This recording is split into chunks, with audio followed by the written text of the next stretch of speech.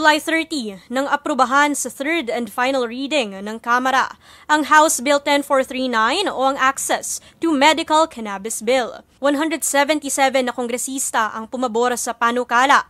Tig-siyam naman ang tumutol at nag-abstain. Ayon sa bill, magkakaroon ng Medical Cannabis Office na mangangasiwa sa pagpapatupad. Para naman sa primary care at family physician na si Dr. Dex Macalintal, mainam na linawin muna ang nilalaman ng panukala bago isabatas. Tama na merong office na magre-regulate. Pero sino yung magmaman doon? Saan manggagaling ang training ng mga tao na magmaman doon?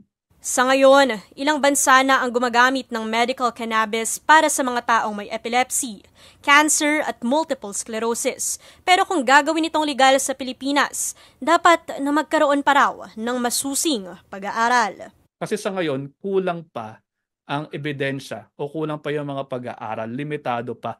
Pwede siyang i-legalize pero dapat alam natin kung ano yung legalized amount at dapat alam din natin kung paano siya gamitin. At sino mananagot kapag may nangyari. Kilala kasi aniya ang marijuana na prone to abuse at dependence at kailangang maging malinaw ang components para hindi maging addictive para sa mga pasyente. Dalawa yan, yung CBD at saka yung THC. So kapag hindi tama yung proportion, pwede talaga magkaroon ng problema. So may potential na maka-addict or makamatay. Kapag ganon, maraming ethics na dinadaanan, ethics board na dinadaanan.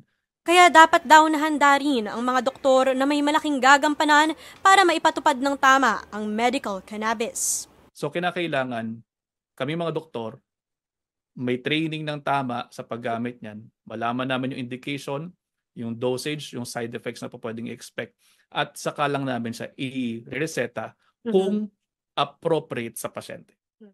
Malayo pa ang dulo para sa mga nagsusulong na gawing legal sa panggagamot ang marijuana, lalo na at sa Kamara pa lamang ito napapasa at nakabinbin pa sa Senado.